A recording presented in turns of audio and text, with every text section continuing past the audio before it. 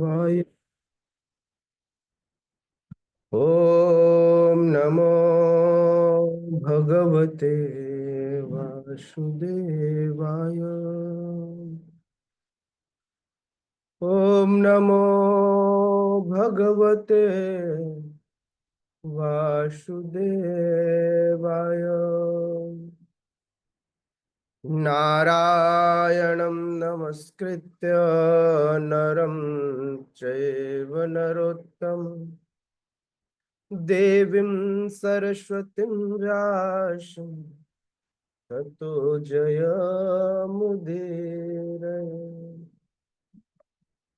नष्टप्रायेषु अभद्रेषु नित्यं भागवत सेवया भगवते उत्तमश्लोके भक्तिर्भवति नैष्ठिकी। कृष्णाय वासुदेवाय देवकी नंदनाय च नन्दगोपकुमाराय गोविन्दाय नमो नमः। ॐ अज्ञानतिमिरन्धस्य ज्ञानञ्जनशलाकया चक्षुरुन्मीलितं येन तस्मै श्रीगुरवे नमः। श्रीचैतन्यमनोभीष्टं स्थापितं येन भूतले स्वयं रूपः कदा मह्यं ददाति स्वपदान्तिकम्। वन्देऽहं श्रीगुरुः श्रीयुतपदकमलं श्रीगुरुन् वैष्णवांश्च श्रीरूपं साग्रजातं सहगण रघुनाथान्वितं तं सजीवं साद्वैतं सावधूतं परिजनसहितं कृष्ण चैतन्य देवं श्रीराधा कृष्ण पादान् सहगण ललिता श्री विशाखान्वितांश्च नमो विष्णुपादाय कृष्णपृष्ठाय भूतले श्रीमते भक्तिवेदांत स्वामिनिति नामिने। नमस्ते सारस्वती देवे गौरवाणी प्रचारिणे निर्विशेष शून्यवादी पाश्चात्य देश तारिणे। हे कृष्ण करुणा सिंधु दीनबंधु जगतपते गोपेश गोपिका कांत राधा कांत नमोस्तुते। तप्त कांचन गौरांगी राधे वृंदावनेश्वरी वृषभानुसुते देवी प्रणमामि हरे प्रिय। वाञ्छाकल्पतरुभ्यश्च कृपा सिन्धुभ्येव च पतितानां पावनेभ्यो वैष्णवेभ्यो नमो नमः। जय श्री कृष्ण चैतन्य प्रभु नित्यानंद श्री अद्वैत गदाधर शिवासादि गौर भक्त वृंद। हरे कृष्णा कृष्ण कृष्णा हरे हरे हरे राम राम राम हरे हरे। स्वागत है आप सभी का श्रीमद् भगवद गीता की सुबह के सत्र में। आप सभी श्रवण कर रहे हैं भगवत वाणी भगवत गीता। कल के सत्र में हमने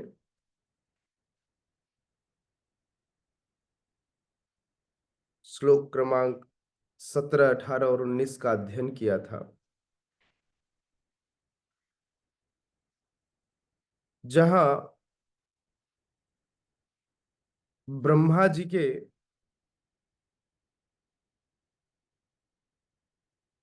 एक दिन के एक दिन की गणना मानवीय गणना के अनुसार हमने सुनी थी। भगवान कह रहे थे कि ये जो इतना लंबा समय है, यह समय इस लंबे समय तक ब्रह्मा जी के दिन तक जो तटस्था शक्ति जीव हैं ये व्यक्त रहते हैं और रात में ये अव्यक्त हो जाते हैं। जब ब्रह्मा का फिर से दिन आता है तो फिर से प्रकट होते हैं और ब्रह्मा की रात्रि में ये फिर से, मतलब चाह करके भी ये रात्रि को जग नहीं सकते। हम तो अपनी रात्रि को, यहाँ पर कोई काम होता है तो हम जग लेते हैं, लेकिन इस रात्रि में कोई भी नहीं जग पाता। इसके आगे भगवान बताते हैं, कहते हैं परस्तस्मातु भावन्यो अव्यक्तो व्यक्तात् सनातनः यह स सर्वेषु भूतेषु नश्यत्सु न विनश्यते। परस्तस्मात्तु भावेन्यो अव्यक्त व्यक्ता सनातनः यह स सर्वेषु भूतेषु नश्यत्सु न विनश्यते। परस्तस्मात्तु भावेन्यो अव्यक्तो व्यक्तात् सनातनः यह स सर्वेषु भूतेषु नश्यत्सु न विनश्यते। यस, कोई पढ़ेगा?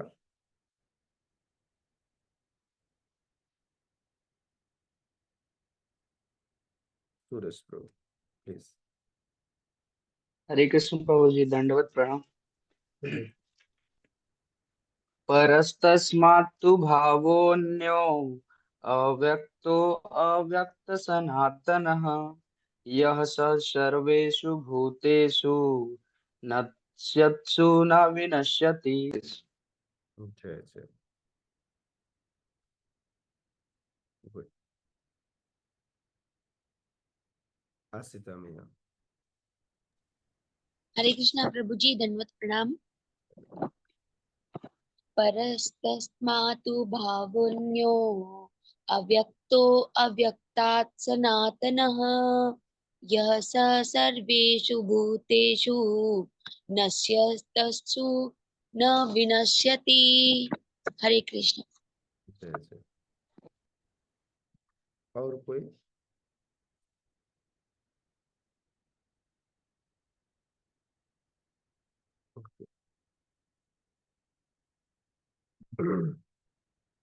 शब्दार्थ, अनुवाद एवं तात्पर्य।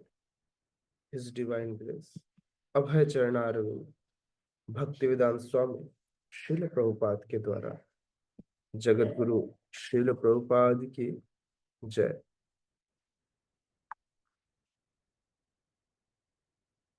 भगवान कहते हैं, मैंने अभी एक ऐसे प्रकृति का वर्णन किया है जो प्रकृति कभी व्यक्त होती है, कभी अव्यक्त होती है। अब मैं इसके अलावा एक ऐसी प्रकृति है जो लोगों के लिए अव्यक्त है, इसलिए भगवान कह रहे हैं एक अतिरिक्त अन्य प्रकृति जो अव्यक्त है, जो शाश्वत है, या फिर यूं कहें वे व्यक्त और अव्यक्त पदार्थों से परे है। एटलीस्ट इस आंख से तो नहीं देखा जा सकता। नहीं समझ में आया? ये जो भगवान की जिस प्रकृति की बात कर रहे हैं वो कह रहे हैं इस संसार में जितने भी व्यक्त पदार्थ हैं या अव्यक्त पदार्थ हैं इस संसार में, उनसे नहीं देखा जा सकता। वे इससे परे हैं।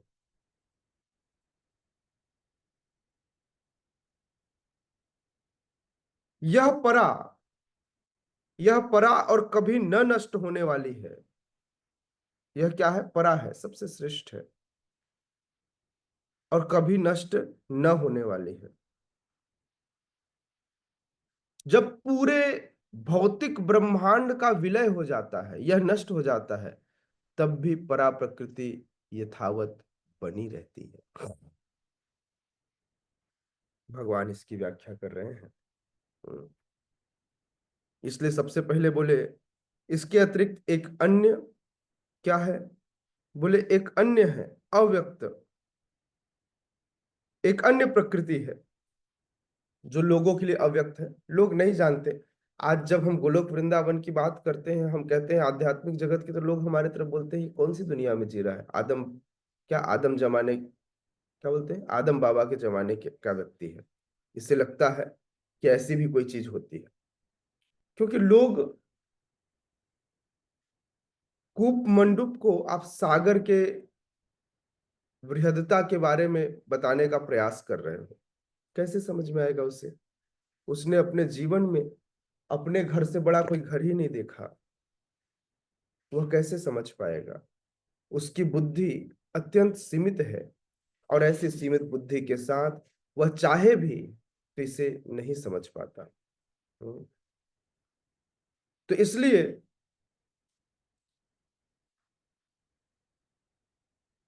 श्रील प्रभुपाद कहते हैं कृष्ण की पराशक्ति दिव्य और शाश्वत है। कृष्ण की पराशक्ति दिव्य और शाश्वत है। हमारे पास भी कुछ दिव्य है क्या? कुछ भी नहीं। हमारा यह शरीर पंचतंत्रों से मिला हुआ है, इसमें कोई दिव्यता नहीं है ना? हाँ, यह दिव्य बन जाती है। कैसे? बिल्कुल उसी तरह जब एक लोहे को, एक धातु को उस अचिंत्य पत्थर जिसका नाम पारस है, पारस मणि के संपर्क में लाया जाता है, तब यह क्या बन जाता है? यह विशेष बन जाता है। जैसे ही यह शरीर भगवान की सेवा में लग जाता है, तो यह शरीर दिव्य बन जाता है। नियम यह है कि इस शरीर को यहीं छोड़ना पड़ता है, फिर भी इसकी दिव्यता इतनी विशेष है कि हमारे इसी भौतिक जगत में एक संत हुए जिनका नाम है तुकाराम। वे विठल जी की सेवा ऐसे करते कि उन्होंने ऐसी दिव्यता को प्राप्त किया कि जीवन के अंत में वे सशरीर भगवत धाम गए। समझ में आ रहा है? यहां से स्वर्ग लोक तक जाने के लिए आप इस शरीर से नहीं जा सकते, वहां भी आपको दूसरे शरीर में जाना पड़ेगा। इस शरीर के साथ तो कीड़े मकोड़े की तरह भी बिहेव नहीं होता। जब जिसको बोलते हैं स्पेशल शरीर दिया गया, तब भी देवता बोलते हैं अच्छा पृथ्वी लोक से आया है, चल निकल। लेकिन क्या करे, जैसे कभी कई बार किसी होटल में जाओ तो वेटर किसी को देखे, वो उसको पसंद नहीं करता, लेकिन उसकी जॉब है कि वो उसे सर्व करे। सिमिलरली स्वर्ग में आप पुण्य लेकर जाते हो तो उनका जॉब है कि वो आपको वहां कुछ दिन तक रहने दें जब तक आपके पास पुण्य है। ऐसा नहीं कि वो आपको बहुत पसंद करते हैं, कोई नहीं पसंद करता। कौन पसंद करेगा? आपको क्या लगता है वेटर बहुत खुश होता है जब वो कोई उनसे काम करवाने आता है तो बोले आगे एक और परेशान करने, अभी देखो ये मालिक जैसा अभी हुक्म देगा, अरे वेटर लेके आओ, तो क्या होगा? उसे अच्छा नहीं लगेगा। सिमिलरली देवताओं को पसंद नहीं है कि उनके लोक में जाकर हम जैसे कीड़े मकोड़े रहे, लेकिन फिर भी वो एक्सेप्ट करते हैं, है ना? तो श्रीला प्रभुपाद कहते हैं कृष्ण की पराशक्ति दिव्य और शाश्वत है। दिव्य भी है और शाश्वत भी है, इसका हार्श नहीं होता।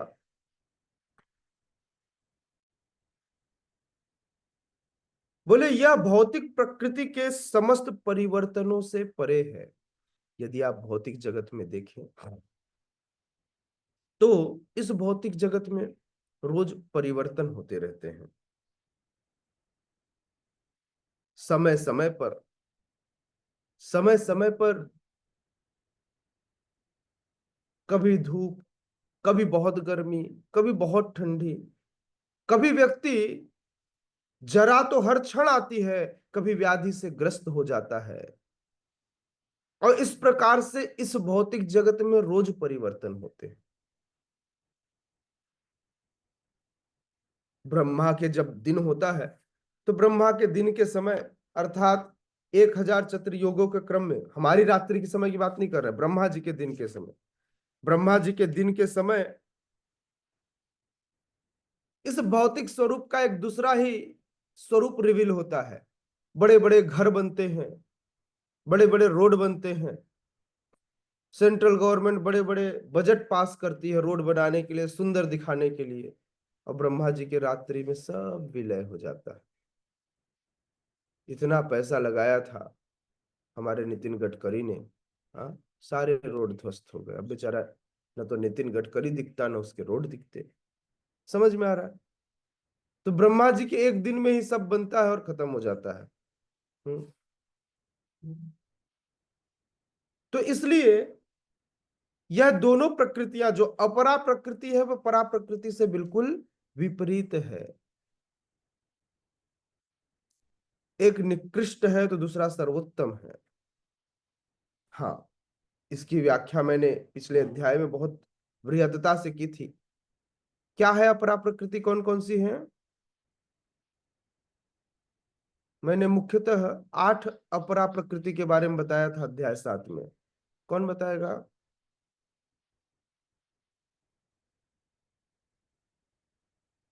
अध्याय 7 में मैंने भगवान की इस प्राकृतिक जगत में 8, यस बताइए सूरज प्रभु। हरे कृष्ण प्रभु जी। ये हम्म, पंच महाभूत प्रभु जी, और मन बुद्धि अहंकार। यस, ये 8 अपरा प्रकृति है। और परा प्रकृति किसे कहा गया है? ब्रह्मा जीव को, आत्मा। जीव को। दैट मीन्स हम भी भगवान की विशेष परा प्रकृति है।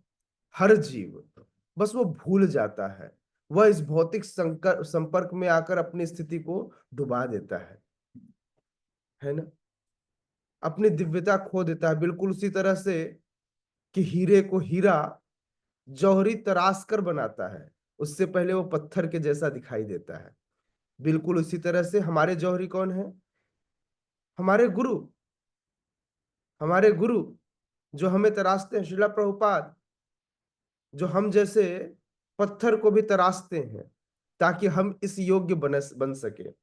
इसलिए यह जीव भी दिव्य है और शाश्वत है। इसकी व्याख्या भगवान अध्याय 2 में भी किए, अध्याय 7 में भी किए। चलिए श्लोक क्रमांक 21 का अध्ययन करते हैं। अव्यक्तोच्छर इत्युक्त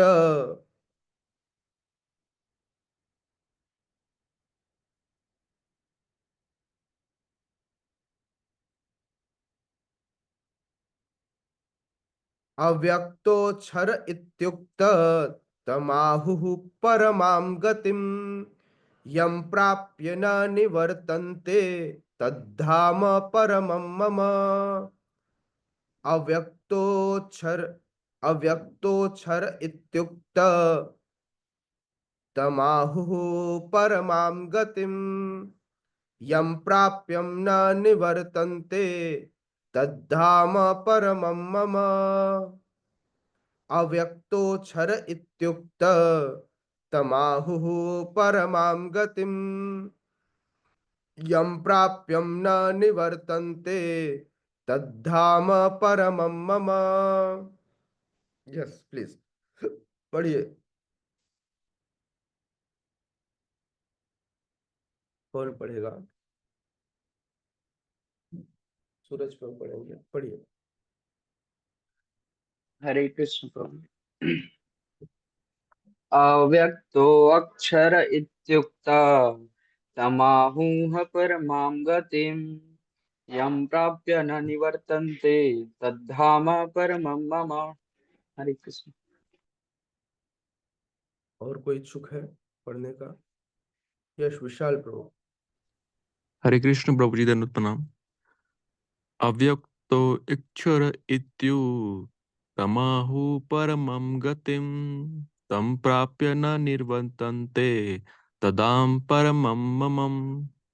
हरि हरे हरि। कृष्ण। नेक्स्ट प्रीति में यहाँ पढ़िए। हरे कृष्ण प्रभु जी, दंडवत प्रणाम। अव्यक्तः अक्षर इत्युक्त तस्माहु परमं गतिं यं प्राप्य न निवर्तन्ते तद्धं परमं मम। हरे कृष्ण। यस हिनावत जी।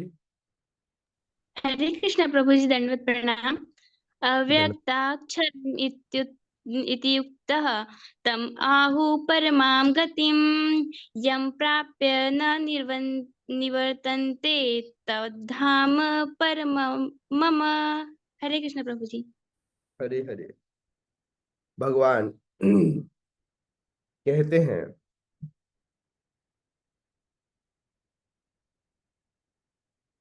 ऐसे वेदांती जो इस तथ्य को समझते हैं, जिस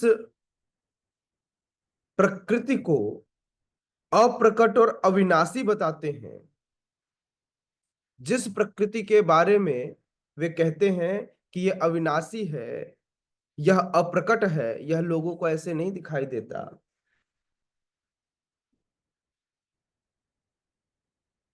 जो परम गंतव्य है, जो परम गंतव्य है, जिससे प्राप्त कर लेने के बाद कोई यहां वापस नहीं आता, उसे ही भगवान कह रहे हैं वही मेरा परम धाम है। देखने के लिए योग्यता चाहिए होगी, अपने अंदर योग्यता डेवलप करना होगा। बिना योग्यता के कोई भी व्यक्ति भगवान के इस दिव्य धाम को नहीं देख पाता। जैसे मैं कल भक्तों को लेकर के गोद्रुम द्वीप गया था, तो मैं बता रहा था कि भक्ति विनोद ठाकुर जब गोद्रुम द्वीप से अपने घर से मायापुर की तरफ देखते, तो उन्हें यहाँ पर एक बड़ा सा मंदिर दिखाई देता जहां लाखों भक्त नाचते हुए दिखाई देते। यह भगवान की दिव्यता, भगवान की भक्ति की दिव्यता भक्ति विनोद ठाकुर ने तो देखी, लेकिन उनकी पत्नी न देख पाई। तो देखने के लिए आपको आपके हृदय की शुद्धि चाहिए, विशेष आंखें चाहिए।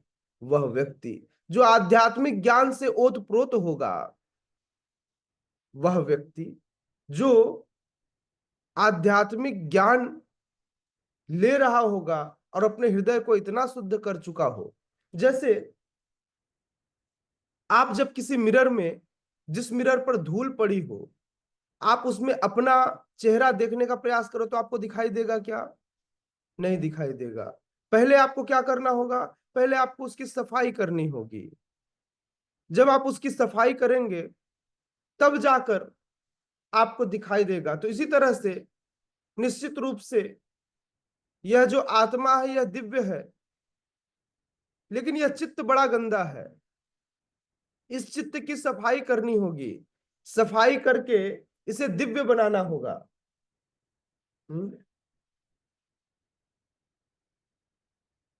हमारे रायपुर में कोयल की आवाज नहीं सुनाई देती। यहाँ दिन भर सुबह 3:30 बजे से ही, मतलब मुर्गा उठाने की आवश्यकता नहीं, मुर्गे की आवश्यकता नहीं है यहाँ पर सारी चिड़िया, मतलब ऐसा लगता है कि चारों तरफ का वातावरण, मतलब यह भगवान की विशेष दिव्यता है। पहले घरों में भी चिड़िया चहचहाती थी, अब तो चिड़िया दिखती नहीं है। तो यहाँ पर अभी मुझे याद आया क्योंकि सामने 2 कोयल खेल रही हैं यहाँ पे आकर। तो यह समय है, वह दिव्य समय चला गया। अब कलयुग अपने अपने गति की ओर, अपने अपने लक्ष्य की ओर आगे बढ़ रहा है। अतः वे सारी पुरातन चीजें जो हम सबको दिव्य बनाती हैं, वातावरण को दिव्य बनाती हैं, धीरे धीरे गायब हो जाएंगी, जैसे शहरों से आज चीजें गायब हो गई, है ना। तो इसलिए इसलिए श्रीला प्रभुपाद बार बार व्याख्या करते हैं कि चैतन्य महाप्रभु की शिक्षा क्या है। क्यों भगवान स्वयं चाहते हैं, क्योंकि भगवान कभी भी अपने इन अंशों को, जिन्हें जीव कहते हैं, ये सब भगवान के अंश हैं। भगवान के अंश होने के नाते इन सब को वे चाहते हैं कि वे घर वापस आ जाए, हाँ, घर वापसी हो जाए इनकी। आप लोगों ने खबर सुनी,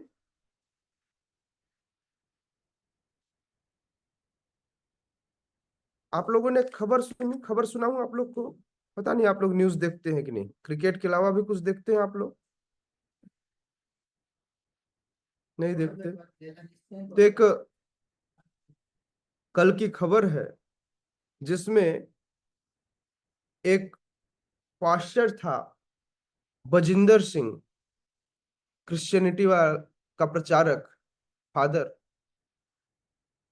उसे दोषी करार दे दिया गया है, जिसने पूरे इंडिया में, पूरे भारत में तहलका मचा के रखा था, विशेषकर बंगाल में, सॉरी विशेषकर पंजाब में। पूरे पंजाब को उसने क्रिश्चियन बना दिया था लगभग। वो जेल के अंदर चला गया। तो कलयुग अपना स्वरूप दिखाएगा, है ना।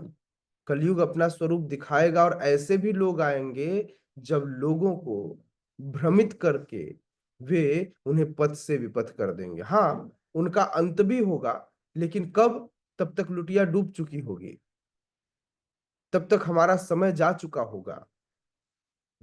तो इसलिए भगवान कह रहे हैं, ऐसा दिव्य धाम जिसे प्राप्त कर लेने के बाद कोई वापस नहीं आता, उसे मेरा परम धाम कहते हैं, वही मेरा परम धाम है। श्रीला प्रभुपाद ब्रह्म संहिता का उद्धरण देते हैं और कहते हैं, चिंतामणि प्रकर सद्म सुकल्प वृक्ष लक्षावृतेषु सुरभिरभिपालयन्तम लक्ष्मी सहस्र शत संभ्रम सेव्यमानम गोविंदमादि पुरुषम तमहं भजामि। ब्रह्म संहिता में भगवान का धाम कैसा है तो कहते हैं, चिंतामणि प्रकर सद्म सुकल्प वृक्ष। वहां की चिंतामणि प्रकर सद्म सुकल्प वृक्ष, वहां पर का हर एक पत्थर चिंतामणि, या हर एक चीज चिंतामणि है। चिंतामणि किसे कहते हैं? चिंतामणि वे कहते हैं ऐसा मणि जिसके सामने जाकर आपकी सारी चिंताएं खत्म हो जाए, वह चिंतामणि। कल्प वृक्ष, वहां का हर एक वृक्ष कल्प वृक्ष है, जिससे जो मांगो वो मिल जाता है, कल्प वृक्ष।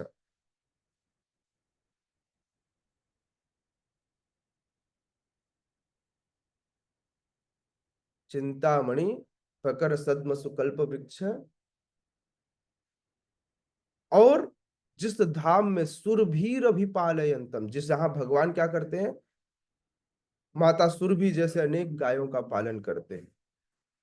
लक्ष्मी सहस्त्र सत संभ्रम सेव्यमानम, जहां करोड़ों लक्ष्मियां, लक्ष्मी सहस्त्र, जहां पर करोड़ों लक्ष्मियां। कल मैं बता रहा था ना मैथमेटिक्स कैसे हजार के फॉर्म में भी लिखा जाता है करोड़ को, तो इस तरह से यहां लिखा हुआ है, जहां पर करोड़ों लक्ष्मियां भगवान की सेवा करती, लक्ष्मी सहस्त्र सत संभ्रम सेव्यमानम, सेवा में लगी हुई हैं। ऐसे गोविंद को, ऐसे धाम को हम प्रणाम करते हैं। इसलिए भगवान के धाम का एक नाम क्या है? चिंतामणि धाम। भगवान के धाम का नाम क्या है? चिंतामणि धाम। कोई पढ़ेगा क्या? कोई पढ़ेगा, पढ़कर सुनाएगा?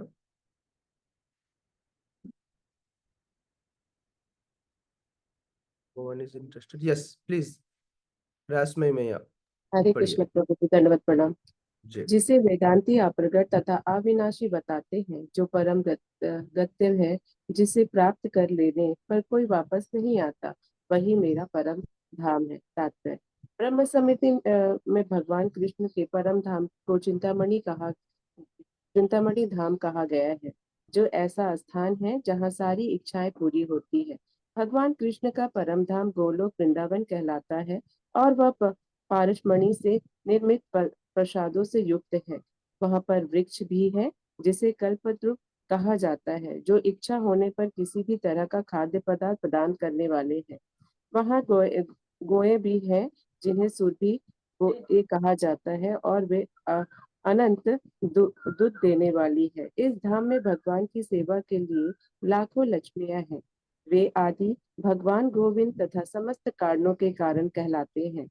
भगवान वंशी बजाते रहते हैं। वेणु क्रणातम उनका दिव्य स्वरूप समस्त लोकों में सर्वाधिक आकर्षक है।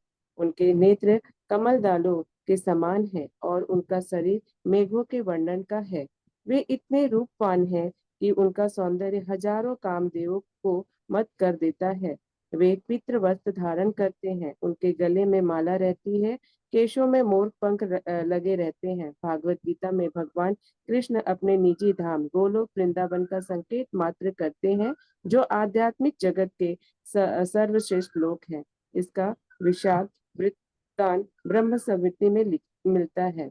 वैदिक ग्रंथ को कठोपनिषद 9.3 सॉरी प्रभु जी 11 है शायद, हाँ 11। 1.3.11 बताते हैं कि भगवान का धाम सर्वश्रेष्ठ है और यही परम धाम है। पुरुषना परम किंचित कष्ट परम गति। एक बार वह पहुंच कर फिर से भौतिक संसार में वापस नहीं आना होता है।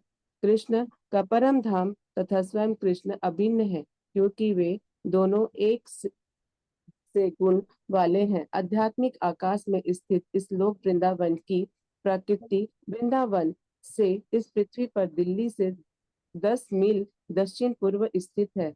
जब कृष्ण ने इस पृथ्वी पर अवतार ग्रहण किया था, तो उन्होंने इस भूमि पर, जिसे वृंदावन कहते हैं और जो भारत में मथुरा जिले के 84 वर्ग मील में फैला हुआ है, क्रीड़ा की थी। हरे कृष्णा। थैंक यू प्रभु जी। अरे बाबा। वेणुं क्वणन्तमरविन्दलायताक्षम् बर्हावतं संस्थिताम्बुधसुन्दराङ्गम् कन्दर्पकोटिकमनीयविशेषशोभम् गोविन्दमादिपुरुषं तमहं भजामि। देखिए, वर्णन कर रहे हैं श्रीला प्रभुपाद का। पहले वर्णन किया उन्होंने कि कैसे भगवान का यह धाम व्यक्त है। अब भगवान वर्णन कर रहे हैं, उसके आगे भगवान के उस धाम के बारे में वर्णन कर रहे हैं श्रीला प्रभुपाद। उसके आगे कहते हैं, ऐसे गोविंद जो बंसी बजाते हैं। अच्छा, आनंद में कौन रहता है? जिसको कोई टेंशन ना हो। तो कृष्ण सदैव आनंदित रहते हैं, मतलब मजे में बंसी बजाते रहते हैं, उनको कोई टेंशन नहीं है। बाकी सारे देवी देवताओं को देखो, सबके पास बहुत टेंशन है। हमारे शिव जी लिए हाथ में त्रिशूल, कभी भी किसी को घोंप देते हैं। माता दुर्गा उनसे भी ज्यादा टेंशन में, 8 भुजाएं और 8 अस्त्र शस्त्र। हाँ, मतलब कब किसको निपटा दे पता न चले। और उनके पास वैसे भी जिम्मेदारी बहुत बड़ी है। असुर तो ठीक है, लेकिन हम सबके हृदय में बैठे असुरों को भी देवी ऐसा गुणमयी मम माया दुरत्या भगवान स्वयं कहते हैं। तो हमारे हृदय में भी छुपे, हमारे हृदय में भी जो असुरत्व है, उसका भी खात्मा माता की कृपा से किया जा सकता है। तो हम तो चाहते भी हैं कि उनके त्रिशूल के जो तीनों नोक हैं, जो 3 गुणों से बनी हुई हैं, वो हमारे तीनों तापों का नाश करें। हम ऐसा चाहते भी हैं। तो इसलिए कृष्ण वे हैं जो अपने परम धाम में वेणुम क्वणंतमरविंदलायताक्षम, हाँ, वे अपने धाम में रहकर क्या करते हैं? वेणु बजाते हैं। और अरविंद दलायताक्षम, जिनकी अक्षम मतलब आंखें कैसी हैं? अरविंद, कमल के समान है। बरहावतम, बरहावतम जो अपने सिर पर धारण करते हैं, क्या? बरहावतम, मोर पंख, है ना।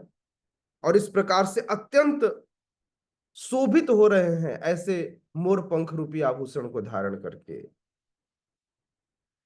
समसिता बुद्ध सुंदरांगम, हाँ, जिनका अंग अंबुद के समान, अंबुद मतलब बादल, बादल जैसे नीला होता है, तो नीले आकाश के समान जिनका अंग है। समसिताम बुद्ध सुंदरांगम, सुंदर अंग है, नीला सुंदर अंग। कंदर्प कोटि कमनीय विशेष शोभम, जिनकी शोभा करोड़ों कामदेव भी एक साथ इकट्ठा हो जाए तो उनको भी लुभाती है। ऐसे आदि पुरुष, ऐसे आदि पुरुष भगवान गोविंद का मैं भजन करता हूं। तो श्रीला प्रभुपाद लिखते हैं कि वे इतने रूपवान हैं कि उनका सौंदर्य हजारों कामदेव को मात करता है। वे पीत वस्त्र धारण करते हैं, भगवान का एक नाम पीतांबरधारी है। जिनके गले में माला है, केसों में मोर पंख हैं। भगवत गीता में भगवान कृष्ण अपने निजी धाम गोलोक वृंदावन का संकेत मात्र करते हैं, पूरा वर्णन नहीं करते, संकेत बताते हैं। बोले एक ऐसा परम धाम है जो अचिंत्य है, जो परम गंतव्य है, जहां जाने के बाद कोई वापस नहीं आता। केवल उसका पूरा पूर्ण व्याख्या नहीं करते, लेकिन हमारे आचार्यगण इसकी पूरी व्याख्या करते हैं कि वह परम धाम क्या है। आध्यात्मिक जगत में भी खूब सारे लोग हैं। यदि आप आध्यात्मिक जगत में जाएं तो खूब सारे बैकुंठ हैं, है ना। यदि आप आध्यात्मिक जगत में जाए तो खूब सारे बैकुंठ हैं। और विरजा नदी के उस पार, विरजा नदी जिसको लोग कारण सागर भी कहते हैं, विरजा नदी के उस पार सदाशिव लोक है, उसके ऊपर खूब सारी बैकुंठ है, अनंत बैकुंठ। और इन बैकुंठों में बड़ा विशेष है, जिसके ऊपर है, बैकुंठ के ऊपर, उसे कहते हैं अयोध्या।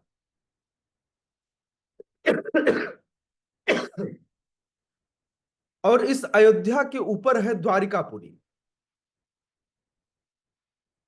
इस द्वारिका के ऊपर है मथुरापुरी, और इस मथुरा के ऊपर है गोलोक वृंदावन। यह क्रम है ना, यह क्रम है, ये सारे आध्यात्मिक जगत है। तो इसलिए इसलिए यहां पर जो शब्द यूज हुआ है ना, बड़ा महत्वपूर्ण है। श्रीला प्रभुपाद लिखते हैं कि आध्यात्मिक जगत में सर्वश्रेष्ठ लोग, मतलब आध्यात्मिक जगत में भी जो सबसे सर्वश्रेष्ठ है वह है जिसका वर्णन ब्रह्म संहिता में मिलता है, वह है गोलोक वृंदावन। वह क्या है? गोलोक वृंदावन। हाँ, लेकिन इसका सिर्फ संकेत मात्र है, इसकी पूर्ण व्याख्या भगवत गीता में नहीं है। हाँ, ब्रह्म संहिता में इसकी बृहद व्याख्या की गई है।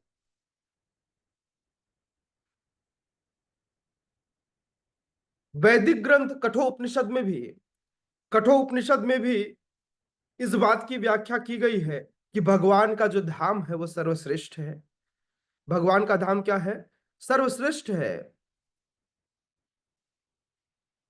और यही परम धाम है। पुरुषान परम किंचित सा काष्ठा परमाम गतिम, जो भी व्यक्ति एक बार यहां पहुंच जाता है वह परम गति को प्राप्त होता है, दोबारा यहां वापस नहीं आता। अच्छा, भगवान और भगवान के धाम में कोई अंतर नहीं है। भगवान का नाम, स्वयं भगवान, भगवान का धाम, भगवान का प्रसाद और भगवान की लीलाएं, ये सब एक दूसरे से अभिन्न है।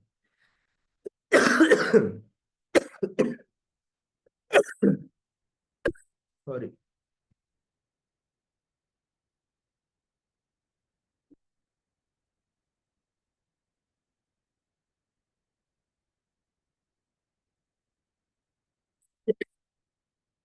एक्चुअली भगवान और भगवान के धाम दोनों एक से गुण वाले हैं,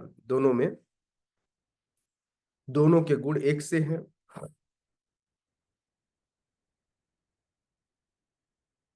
उसी गोलोक वृंदावन की प्रतिकृति जब भगवान द्वापर युग में आज से 5000 वर्ष पूर्व इस पृथ्वी पर आए तो उसी परम धाम की प्रतिकृति बनाया, क्योंकि भगवान उस जगह पर नहीं जाते जहां वृंदावन नहीं है। तो भगवान आते हैं तो भगवान के साथ भगवान का धाम भी आता है। जैसे हम ब्रह्मचारी जाते हैं कहीं कुछ दिन के लिए विशेष रूप से रहने, तो हम अपने लिए अपना थाली, गिलास, लोटा सब कुछ लेकर चलते हैं। बिल्कुल उसी तरह से भगवान जब यहाँ पर कुछ दिनों के लिए रहने आए, कुछ सालों के लिए, तो वो अपने धाम को पहले भेजे, बोले जाओ, नहीं तो मैं रहूंगा कैसे। हाँ, तो एक प्री मैनेजमेंट टीम होती है ना। तो एडवांस टीम जिनको कहते हैं, हम भी यात्रा पे जाते हैं तो एक एडवांस टीम को भेजते हैं ताकि वो वहां जाके जुगाड़ कर सके, सारा कुछ व्यवस्था कर सके, ताकि हम यात्रा पर लोगों को लेकर जा सके। उसी तरह से भगवान अपनी एडवांस टीम भेजते हैं। चैतन्य महाप्रभु आए उससे पहले उनकी एडवांस टीम यहाँ आ चुकी थी। हरिदास ठाकुर आ चुके थे, अद्वैताचार्य आ चुके थे, मुरारी गुप्ता आ चुके थे, श्रीधर खोलावेचा आ चुके थे, और इस तरह अनेकों लोग आ चुके थे। माता सची, जगन्नाथ मिश्र आ चुके थे। ये सारे भगवान के नित्य पार्षद हैं, पहले ही आ जाते हैं ताकि भगवान के आने का अरेंजमेंट कर सके। आपके घर पे यदि आपके गुरु महाराज आवे, कोई कोई वैष्णव आए, वरिष्ठ वैष्णव आए, तो आप क्या करते हैं? उनके आने के बाद चीजों की तैयारी करते हैं या सारा कुछ तैयारी करके रखते हैं? हम सारा तैयारी करके रखते हैं ताकि वे आए तो उनको कोई तकलीफ ना हो। सिमिलरली भगवान जब यहाँ आते हैं तो सारी तैयारियां की जाती हैं। कृष्ण का परम धाम कृष्ण से अभिन्न है, क्योंकि दोनों में एक जैसे गुण हैं, दोनों ही अचिंत्य हैं। हाँ, श्रीला प्रभुपाद कहते हैं इस पृथ्वी पर दिल्ली से 90 मील दक्षिण पूर्व में वृंदावन स्थित है। जब भगवान श्री कृष्ण इस धराधाम पर आए, पृथ्वी पर अवतरित हुए, तो उन्होंने इसी भूमि पर, जिसे वृंदावन कहते हैं, यहीं पर आकर अपनी लीला की। यह उनकी लीला स्थली है। इसलिए यह वृंदावन, मैंने कहा था ना, देखने के लिए आंखें चाहिए। हमारे पास एक्चुअली चश्मा नहीं है, वृंदावन को भी देखना चाहिए तो आपको चश्मा चाहिए। ये वाला नहीं जो आप लगाए हुए हैं सूरज प्रो, स्पेशल चश्मा है ना, दिव्य चक्षु है ना, जो कम से कम हमारे कंप्यूटर से तो नहीं बनाया जा सकता। इसे हमारे आचार्य अपने कंप्यूटर में बनाते हैं, और इसे शास्त्रों से, इस चश्मे को शास्त्रों से होकर गुजारना पड़ता है। जब शास्त्रों का रंग इन चश्मों पर चढ़ता है तब जाकर वृंदावन धाम दिखाई देता है। नहीं तो वृंदावन धाम में क्या दिखाई देगा? बोले वही बंदर जो मेरा चश्मा लूट कर ले गए, मेरा पर्स ले गए, वही नाली जिसमें गंदगी बह रही होगी, एक साधु को धोखा करते हुए देखोगे। तो इसलिए वृंदावन में जाकर यदि किसी व्यक्ति के पास दिव्य आंखें न हो, शास्त्रों से गुजरा हुआ चश्मा न हो, तो उसे वही दिखाई देगा। समझ में आ रहा है?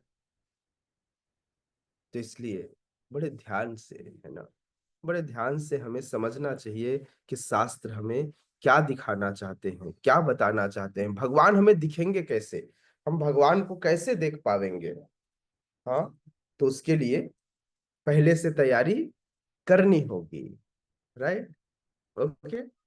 चलिए एक श्लोक और ले लेते हैं, है ना।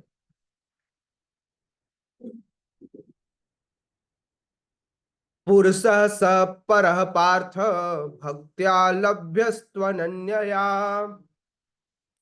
यस्यान्तस्थानि भूतानि येन सर्वमिदं ततम्। पुरुषः स परः पार्थ भक्त्या लभ्यस्य त्वन्यया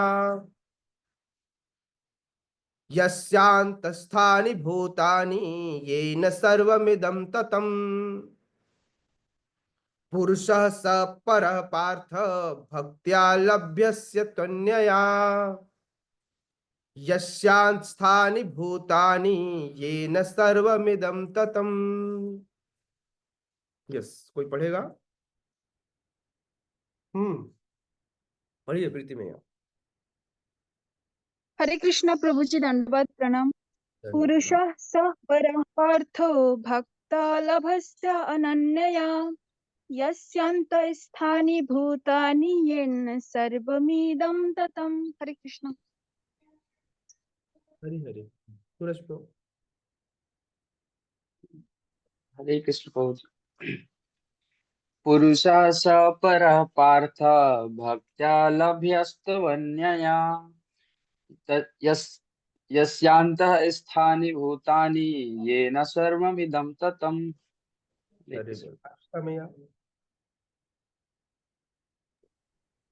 हरे कृष्णा प्रभु जी।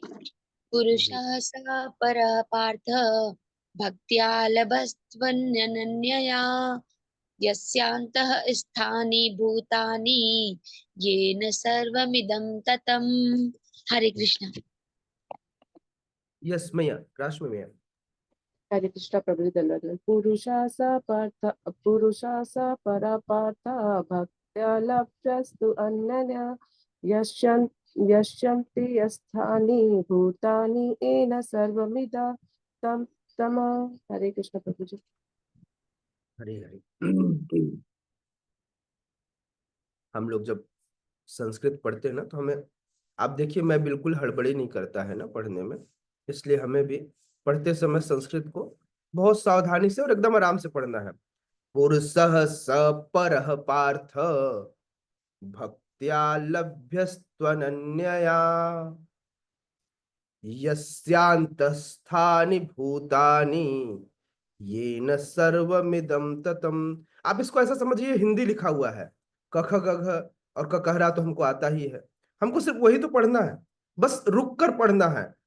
हाँ, बस हमको शब्द नहीं, ये जो इन अक्षरों से जो शब्द बनते हैं, वो शब्द का मतलब हमें नहीं पता, लेकिन शब्द तो पता है। नहीं समझ में आया मैं क्या कह रहा हूं? हिंदी को केवल तोड़ मरोड़ कर लिखा गया है, तो हम इसमें हड़बड़ी क्यों करते हैं? हमको ऐसा क्यों लगता है कि हमको संस्कृत पढ़ना नहीं आता? हिंदी ही तो लिखा है, कौन सा संस्कृत लिखा है? हिंदी तो लिखा हुआ है क्या?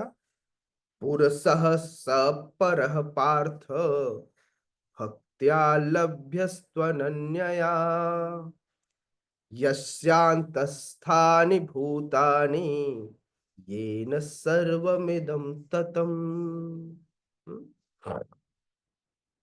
ओके। क्या कह रहे हैं भगवान? भगवान कहते हैं,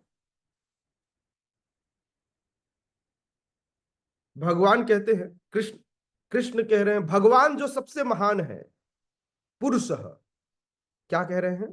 पुरुषः, परम पुरुष है ना, मतलब भगवान परम पुरुष जो सबसे महान है, सब परः पार्थ भक्त्या लभ्यस्त्वनन्यया, केवल अनन्य भक्ति द्वारा प्राप्त किए जा सकते हैं। अंडरलाइन कीजिए, सिद्धि मिल सकती है, चीजें हो सकती है, सब कुछ प्राप्त कर सकते हैं, लेकिन भगवान को प्राप्त करने के लिए क्या करना होगा? भगवत प्राप्ति का मार्ग बता रहे हैं, केवल अनन्य भक्ति द्वारा, क्योंकि किसी भी योग का अंतिम सीढ़ी भक्ति योग है। अष्टांग योग में भी जो समाधि की अवस्था है, वह भी भक्ति योग है। वहां भी व्यक्ति को कृष्णा कॉन्शियस होना पड़ेगा, तभी समाधि पूर्ण होगी। तो इसलिए यह अंतिम सीढ़ी की बात कर रहे हैं कि भगवान जो सबसे महान है, परम पुरुष जो सबसे महान है, सपरः पार्थ, उन्हें कैसे प्राप्त किया, उनका लाभ कैसे होगा? भक्त्या लभ्यस्त्वनन्यया, भक्ति द्वारा ही उन्हें प्राप्त किया जा सकता है। यस्यांत स्थानि भूतानि, वैसे तो वे अपने धाम में विराजमान रहते हैं, लेकिन अब उनके धाम तक पहुंचा कैसे जाए? कोई बोले मोदी जी कहाँ हैं? बोले अपने अपने घर पे, जो उनका प्रधानमंत्री निवास है, वहां बैठे हुए हैं, लेकिन वहां तक पहुंचा कैसे जाए? That's a matter. हाँ, तो भगवान सदैव अपने धाम में निवास करते हैं, सदैव अपने धाम में रहते हैं, तो वहां पर पहुंचना आपको कैसे है? तो भगवान अपने धाम में विराजमान, लेकिन एक बड़ा गुण है भगवान का, वे वहां स्थित होते होते भी सर्वव्यापी हैं। रहते तो अपने परम धाम में है, लेकिन उसके बाद भी कण कण में विराजमान है, हर जीव के हृदय में विराजमान है। इसलिए भगवान सर्वव्यापी है। भगवान परमात्मा के रूप में अणु के अंदर, परमाणु के अंदर भी प्रवेश कर जाते हैं, वे सर्वव्यापी हैं। या यूं कहें, अभी इससे पहले पढ़ रहे थे, पिछले 2-3 श्लोकों में हमने पढ़ा कि कारणोदक्षाय विष्णु, कारण सागर में भगवान, ये जो ब्रह्मांड है, जो ब्रह्मा का जीवन है, वो पानी की बुलबुलों की तरह दिखाई देता है। पूरा ब्रह्मांड भगवान के अंदर जाकर समा जाता है। तो एक तरफ भगवान सर्वव्यापी है, दूसरी तरफ यह सब कुछ उनके अंदर स्थित है। विराट स्वरूप में अर्जुन ने क्या देखा? देखा एक तरफ प्रलय हो रही है, दूसरी तरफ जीव प्रकट हो रहे हैं, सब कुछ भगवान के अंदर हो रहा है। यही सारी चीजें यशोदा मैया ने कृष्णा के मुख में देखा। तो यही विशेषता है, इसी विशेषता की यहां पर व्याख्या कर रहे हैं कि भगवान सर्वव्यापी हैं, लेकिन फिर भी सब कुछ उनमें विस्थित है। वैसे तो भगवान अपने परम धाम गोलोक वृंदावन में सदैव विराजमान रहते हैं।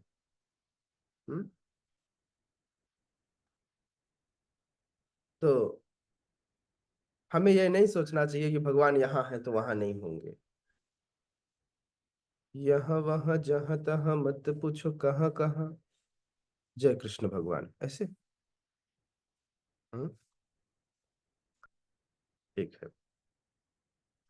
श्रील प्रभुपाद तात्पर्य में लिखते हैं, कहते हैं, यहां यह स्पष्ट बताया गया है कि जिस परम धाम से फिर लौटना नहीं होता, वह परम पुरुष कृष्ण का धाम है। मतलब जो व्यक्ति परम धाम पहुंचता है, वह दोबारा वापस नहीं आता। समझ में आ रहा है ना? कई बार व्यक्ति बैकुंठ में जाकर भी वहां के डिसिप्लिन में, जब गोपाल बोले कृष्णा हमने सुना है, सारे गोप सखा कृष्ण से कहते तू भगवान है, चल अपने बैकुंठ के दर्शन करा। कृष्णा बोले कहां फंस गया मैं? बोले कहां मैं भगवान? बोले ना ना, सबके मुंह से सुना, वो इंद्र आके प्रार्थना कर रहा था, फिर ब्रह्मा जी आए प्रार्थना किए, फिर उधर वो जब तू छोटा था 6 साल का, तब तूने वो पेड़ गिरा दिया, उससे 2 दिव्य पुरुष निकले, वो भी बोले भगवान भगवान आपने हमें तार दिया, तू रोज कभी कालिया पर नाचता है, कभी इस पर नाचता है। फिर नाग पत्नियां आके प्रार्थना करती, फिर ब्राह्मण पत्नियां प्रार्थना करती है। तेरे को क्या लगता है हमको कुछ दिखाई नहीं देता? तू भगवान ही है ना? अब कृष्ण क्या बोले? उनके पास कोई शब्द न था। बोले ये भोले भाले लोग, इनको डांट भी नहीं सकता, कहीं नाराज हो गए तो मनाना भारी पड़ जाएगा। समझ रहे हो भगवान को कितना डर था गोप सखाओं का? हाँ, भगवान है जो काल से भी नहीं डरते। काल जिनके सामने पानी भरता है, कांपता रहता है, वह काल ऐसा व्यक्ति, वो अपने गोप सखाओं से डर रहे। बोले भाई कहाँ फंसा दिए? अब भगवान भी पता नहीं किसको याद कर रहे होंगे, ऐसे बोल रहे होंगे हे श्रीमती राधा रानी निकाल लो, तुम ही अब कुछ कर सकती हो, ऐसा बोल रहे होंगे। नहीं, कई बार भगवान फंसते हैं तो राधा रानी को याद करते हैं। बोले राधा रानी होती तो वो अपने प्रेम से सबको बांध लेती, हाँ अब मैं क्या करूं? तो बोले गोप सखा बोले भाई मुझे निकाल, हमें नहीं पता, हमने सुन रखा है तू भगवान है और हमने देखा भी है। तू भगवान है तो एक काम कर, चल अपने बैकुंठ के दर्शन करा। बहुत टालने का प्रयास किया, जब नहीं टला तो कृष्णा अपने गोप सखाओं को लेकर के बैकुंठ गए। अब हम लोग गांव के गवैया लोग, गोप सखा गांव के लोग थे। चलते चलते कभी कोई किसी के चोटी खींच देता, कभी किसी के ऊपर डंडा अड़ा देता, कोई किसी के पीठ पर चढ़ जाता, हल्ला गुल्ला करते पहुंच गए। आपने देखा होगा ना, गांव के लोग जब आते हैं तो कच कच कच कच कच कच कच चालू रहता है। उनका भी चालू था, बच्चे थे। और शहर के लोग ऐसे जेंटलमैन बन के आते हैं, किसी की तरफ देखते भी नहीं है, मतलब आपस में कोई संबंध ही नहीं होता, क्या करे बेचारे, बात किससे करे? संबंध बनाना होता है ना। अब शहर में पड़ोसी पड़ोसी को नहीं जानता, क्या करे? तो पड़ोसी पड़ोसी को जानेगा कैसे? और गांव में भैया घर में खाना ना हो तो दूसरे की बटुआ से जाके निकाल के खा के आ जाए। बोले भैया भूख लगी, मेरे को नहीं पता, खाना खाना मतलब खाना है। समझ में आया ना? ये संबंध है। तो इस संबंध के कारण कृष्णा को लेकर जाना पड़ा। उन्होंने बैकुंठ की ही इच्छा की, बैकुंठ को ही जानना चाहा तो बैकुंठ ही लेकर गए। जब बैकुंठ में पहुंचे, जब बैकुंठ में पहुंचे और वहां पर अपने गांव वाला ट्रिक चालू रखा, हल्ला गुल्ला करते, तो तुरंत द्वारपालों ने जय विजय सहित जो बाकी और 6 द्वारपाल थे उन्होंने कहा, बोले हल्ला नहीं करना। बोले क्यों? बोले भगवान अंदर है।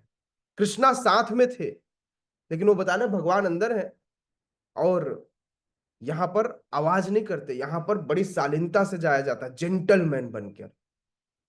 फिर आगे गए, एक द्वार से दूसरे द्वार तक पहुंचते पहुंचते तब तक फिर से खुमारी छा गई, फिर हल्ला गुल्ला किया, फिर चढ़े, तब तक दूसरे द्वार पाला। बोले ऐसे नहीं, बोले डिसिप्लिन मेंटेन करो, एकदम डिसिप्लिन में रहा करो। तुम्हें नहीं बताया क्या? तुम्हें अनुशासन नहीं सिखाया गया? बेचारे किसी तरह हाथ पैर मुंह बांध के चलते रहे, बैकुंठ दर्शन किया। जैसे बैकुंठ से बाहर निकले, बोले कृष्णा आज के बाद तेरे बैकुंठ में कभी नहीं जाएंगे, हम वहीं गोलोक में रहेंगे, हम वहीं वृंदावन में रहेंगे। हाँ, बोले वहां तो तेरी सब पूजा कर रहे थे, लेकिन हम सबको चुप करा रहे थे, ऐसी जगह में हम क्यों जाएंगे? इससे अच्छा हम वृंदावन में ही खेलेंगे। हाँ, वृंदावन में जब कृष्ण हार जाते तो कृष्ण अपने कंधे पर बैठा के उन लोगों को घुमाते, और यहाँ कृष्ण के इर्द गिर्द भी कोई फटकने नहीं दे रहा था। बोले हमें ऐसे किसी वैकुंठ की कोई आवश्यकता ना है। हाँ? तो इसलिए ऐसा धाम, परम धाम गोलोक वृंदावन, इसलिए भक्त वैकुंठ नहीं जाना चाहते।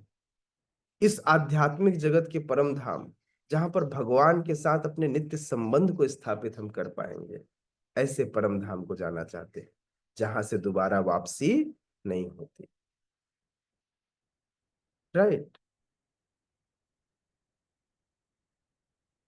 श्रीला प्रभुपाद कहते हैं, एक बार वहां पहुंचकर फिर से भौतिक संसार में वापस नहीं आना होता। है ना? और इस परम धाम को, इस परम धाम को भक्ति के द्वारा प्राप्त किया जाता है। भक्ति के द्वारा, ऐसे नहीं। तो कृष्णा की भक्ति करते थे। हाँ, भक्ति का मतलब सोचिए, यशोदा मैया की भक्ति का मतलब था कृष्ण को बांधना, कृष्ण को डांटना, यही उनका प्रेम था। है ना? गोपियां कृष्ण को चिढ़ाती थीं, कृष्ण को एक लड्डू के लिए नाच नचाती थीं। कई बार कृष्ण को लड़कियों का ड्रेस पहनाकर गोपियों का ड्रेस देती, बोले कृष्णा आज गोपी बन जा। जो उनकी माताएं थी ना, जो प्रौढ़ माता, जो वयस्क माताएं थी, जो यशोदा मैया की जैसी थी, वे गोपियां गोपियों का, छोटी गोपियों का ड्रेस ले आते और कृष्णा को पहना देते, और कृष्णा को मस्त गोपी के जैसे ऐसे श्रृंगार करते, और गोपी बोलते कृष्णा आज तो तू राधा बन गया है, अब नाच। तो मस्त ठुमका लगाते कृष्णा। है ना? तो सोचो, जो कृष्ण को नचा ले वे, हाँ, जिनके सामने काल भी नाचता है, ऐसे कृष्ण को नचाने की क्षमता गोपियों के पास थी। तो ऐसे ऐसे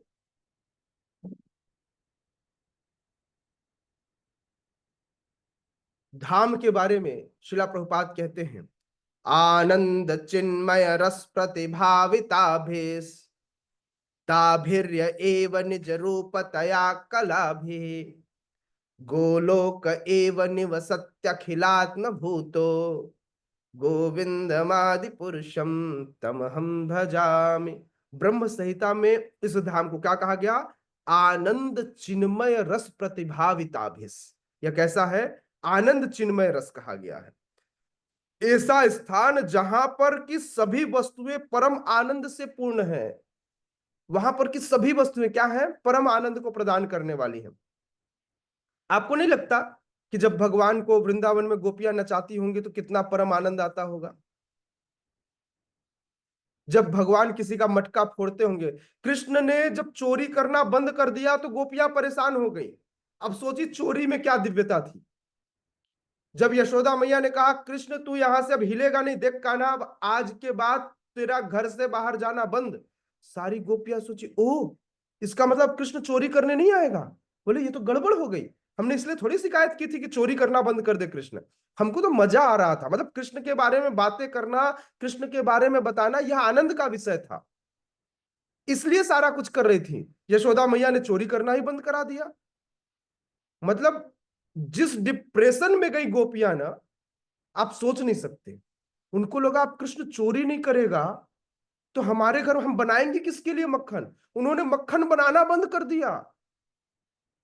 आप सोच रहे, वो अच्छा मक्खन बनाती ही इसलिए थी और ऐसे जगह पर टांगती थी जहां कृष्ण आसानी से पहुंच सके, जानबूझकर उस घर का कुंडी खोलकर रखती थी। कोई सोच सकता है कि वे नहीं चाहती थी कृष्ण चोरी करे, ना, वो यही चाहती थी कृष्ण चोरी करे, फिर कृष्ण के लिए उलाहना देने में उनको आनंद आता था। यही विषय था। यही विषय था। हाँ? तो वहां की प्रत्येक वस्तु परम आनंद से पूर्ण है। जितनी भी विविधता प्रकट होती है वह सब इसी परम आनंद का गुण है। वहां कुछ भी भौतिक नहीं, कुछ भी नहीं, सब कुछ परम आनंद से पूर्ण है। और यह विविधता भगवान के साथ विस्तारित होती है। तो अभी जिस 84 कोस वृंदावन को आप देखते हो सकता है भगवान जब यहाँ रहते हो, जब भगवान यहाँ आते हैं, भगवान जाते हैं तो उनका धाम संकुचित हो जाता है, और भगवान जब आते हैं तो धाम का विस्तार हो जाता है। तो हो सकता है ये 8400 माइल का ब्रजधाम रहा हो, जिसको आप 84 कोस में आज देखते हो।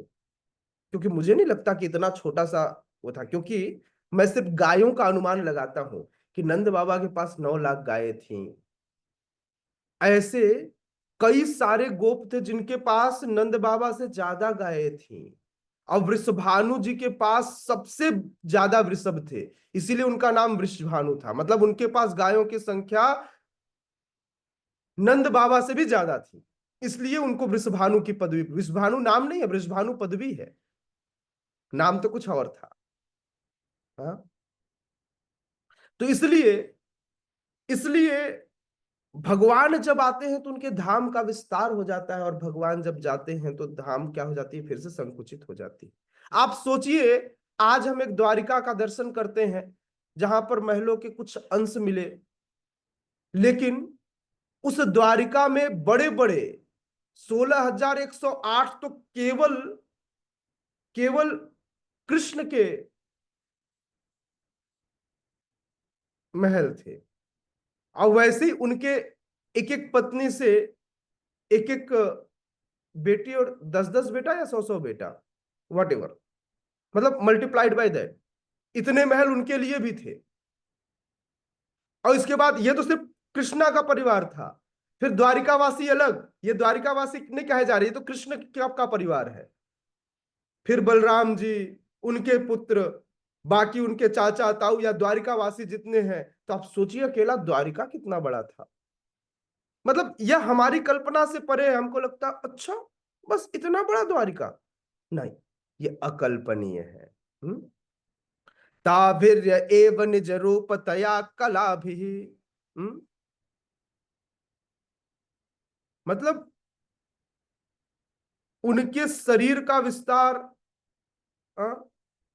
और उनके शरीर की विस्तार रूपी श्रीमती राधा रानी, उनकी सखियां, वे सब जो 64 कला से युक्त हैं, अपनी स्वरूप शक्ति गोलोक वृंदावन में सारे लोग निवास करते हैं। गोलोक एव निवसत्य अखिलात्म भूतो। हाँ, जो उनके नित्य आनंद में चिन्मय रस से स्फूर्त एवं पूरित हैं, हाँ, वो वहां निवास करते हैं। ऐसे भगवान, ऐसे गोविंद को हम प्रणाम करते हैं। श्रीला प्रभुपाद कहते हैं जितनी भी विविधता प्रकट होती है वह सब इसी परमानंद का गुण है। मतलब जितना गड़बड़ करें कृष्ण, वह आनंद का विषय है। कृष्ण चाहे बछड़ों को खोल दे तो भी आनंद है, कृष्ण मटकी फोड़ दे तो भी आनंद है, कृष्ण चोरी कर ले तो भी आनंद है, कृष्ण रण छोड़कर भाग जाए तो भी आनंद है, कृष्ण गोप सखाओं से हार जाए तो भी आनंद है, कृष्ण कालिया सर्प के ऊपर जाकर नृत्य करे तो भी आनंद है। ये सब आनंद के विषय हैं। वहां कुछ भी मटेरियलिस्टिक नहीं है, सब कुछ आनंदमय है। क्यों? क्योंकि वहां की सारी अभिव्यक्ति पराशक्ति के कारण है, वहां कुछ भी अपरा नहीं है, भगवान की निज शक्ति है। हाँ, जहां तक इस भौतिक जगत का प्रश्न है, यद्यपि भगवान अपने धाम में ही सदैव रहते हैं, तो भी अपनी भौतिक शक्ति द्वारा सर्वव्याप्त रहते हैं। इस प्रकार वे अपनी परा तथा अपरा शक्तियों द्वारा सर्वत्र भौतिक और आध्यात्मिक दोनों ब्रह्मांडों में उपस्थित रहते हैं। यस यस्यांत स्थानी का अर्थ है कि प्रत्येक वस्तु उनमें या उनकी परा या अपरा शक्ति में निहित है। इन दोनों शक्तियों के द्वारा भगवान सर्वव्यापी हैं, है ना। सूर्य का प्रकाश इस बात का अनुभव कराता है, इस बात का हमें अनुभव कराता है कि सूर्य उपस्थित है। सूर्य का प्रकाश है मतलब सूर्य है। सूर्य के बिना सूर्य का प्रकाश होगा क्या? नहीं होगा। बिल्कुल उसी तरह से भगवान की पराशक्ति, भगवान की अपराशक्ति उपस्थित है, मतलब यह भगवान की उपस्थिति का बोध कराती है। कृष्ण के परम धाम में या असंख्य वैकुंठ लोकों में भक्ति के द्वारा ही प्रवेश संभव है। कैसे? भक्त्या लभ्य त्वन अन्यया।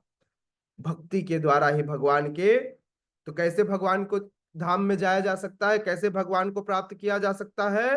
भक्त्या लभस त्वनन्या, त्वनन्यया, केवल भगवान को भक्ति के द्वारा ही, है ना। जैसा कि यहाँ पर शब्द है भक्त्या, अर्थात भक्ति के अलावा कोई दूसरा मार्ग नहीं है भगवान के परम धाम, भगवान को पाने का। किसी अन्य विधि के द्वारा आप सिद्ध लोग, जैसे जो सिद्धि हासिल करते हो, सिद्ध लोक तक जा सकते हैं, भगवान के परम धाम तक नहीं जा सकते। परम धाम की प्राप्ति संभव नहीं है। वेदों में गोपाल तापनी उपनिषद में भी परम धाम का वर्णन किया गया है। एको वसी सर्वगः कृष्ण।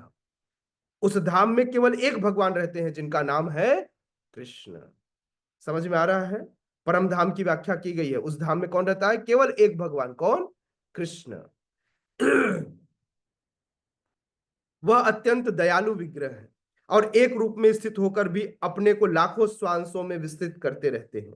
वेदों में भगवान की उपमा उस शांत वृक्ष से दी गई है जिसमें नाना प्रकार के फूल तथा फल लगे हैं और जिसकी पत्तियां निरंतर बदलती रहती है। वैकुंठ लोक की अध्यक्षता करने वाले भगवान के स्व अंश चतुर्भुजी हैं।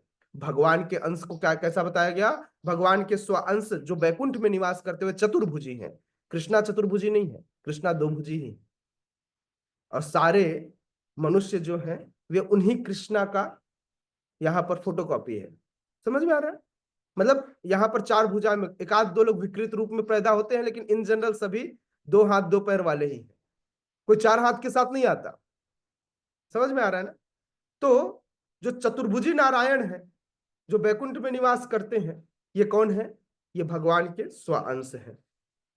कई बार जो अलग अलग बैकुंठ में अलग अलग लोग निवास करते हैं, पुरुषोत्तम, त्रिविक्रम, केशव, माधव, अनिरुद्ध, ऋषिकेश, संकर्षण, प्रद्युम्न, श्रीधर, वासुदेव, दामोदर, जनार्दन, नारायण, वामन, पद्मनाथ, श्रीहरि, ये सारे बैकुंठ में निवास करते हैं। देखिए बज गया, मैंने जैसे बोला वैसे ही वहां से शंख बजा, मतलब मैं गलत नहीं कह रहा हूं। शिला प्रभुपाद की बातों की व्याख्या हो रही है। शंख की आवाज इस बात का प्रमाण है कि हम जो कह रहे हैं दैट्स ट्रू। हाँ, मतलब ऐसा धाम है। कई बार हो सकता है बोले अतिशयोक्ति है प्रभु जी, वो तो ऐसे ही लिख दिया गया शिला प्रभुपाद ने, ऐसे ना। देखो शंख का बजना ऐसा शास्त्रों में निहित है। जब कोई बात कही जाए तब घंटी बज जाए, कोई ताली की आवाज आ जाए, कोई आकर आपके विशेष ध्वनि शंख की आवाज कर जाए, तो इस बात की व्याख्या हो जाती है, इस बात की पुष्टि हो जाती है कि यह सत्य कहा गया। ब्रह्म संहिता में भी इसकी पुष्टि हुई है। हाँ, गोलोक एवं सत्य अखिलात्म भूतो। भगवान निरंतर परम धाम गोलोक वृंदावन में रहते हैं, किंतु वे सर्वव्यापी हैं ताकि सब कुछ सुचारू रूप से चलता रहे। मतलब क्षमता हमारे अंदर नहीं है, क्षमता हमारे शरीर चलता है क्योंकि परमात्मा हमारे साथ निवास करते, इस शरीर को भी वही चला रहे हैं, है ना। कोई बोले नहीं नहीं ये तो मेरे कारण है ना, ये भगवान की उपस्थिति, भगवान सर्वव्यापी आकर इसे काम करते हैं। हाँ, समझ में आ रहा है? वेदों में श्वेताश्वतर उपनिषद में कहा गया है, परास्य शक्तिर विविधैव श्रूयते स्वभाव की ज्ञान बल क्रिया च। उनकी शक्ति इतनी व्यापक है। इसको याद कीजिएगा, है ना, आप लोग को सबको जब भी प्रचार करेंगे तो आप सबको इस श्लोक को रेफरेंस देना चाहिए कि भगवान श्वेताश्वतर उपनिषद में कहते हैं क्या, परास्य शक्तिर विविधैर श्रूयते स्वभाव की ज्ञान बल क्रिया च। उनकी शक्तियां इतनी व्यापक है कि परमेश्वर के दूरस्थ होते हुए भी दृश्य जगत में बिना किसी त्रुटि के सब कुछ सुचारू रूप से चल सकता है। भगवान की अचिंत्य शक्ति का वर्णन होता है। परास्य शक्ति विविधैव श्रूयते स्वभाव की ज्ञान बल क्रिया च। स्वभाव की, भगवान अपने आप, मतलब भगवान की उपस्थिति के कारण सब कुछ अपने आप चलता है। जैसे कई बार लोग कहते हैं ना कि प्रभु जी बस आप आ जाइएगा, बाकी चीज हम कर लेंगे। तो किसी की उपस्थिति भी, है ना, उपस्थिति भी बहुत महत्वपूर्ण होती है, चीजें अपने आप हो जाती हैं। गुरु महाराज मंदिर में होते हैं तो अपने आप शांति बनी रहती है, कुछ नहीं बोलते तो भी। समझ में आ रहा है? तो उपस्थिति ही अपने आप में पूर्ण है, कुछ करने की आवश्यकता नहीं। उसी तरह भगवान के होने मात्र से क्या, स्वभाव की ज्ञान बल क्रिया च, स्वभाव के रूप से अपने आप चलती है, कुछ और करने की उपस्थिति नहीं, कुछ और करने की जरूरत नहीं होती। Okay, thank you so much. Hare Krishna. Any question?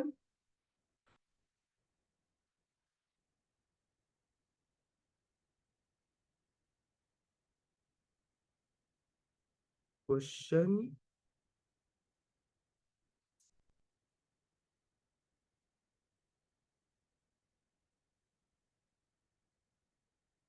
No question? Thank you so much. Jagat Guru Srila Prabhupada की जय। श्रीमद् भगवद गीता यथारूप की जय। उपस्थित गौर भक्त वृंद की जय। निताय निताय गौर प्रेमानंदे। हरि हरि हरि बोल। हरि बोल। थैंक यू प्रभु जी। हरे कृष्णा। दंडवत प्रणाम।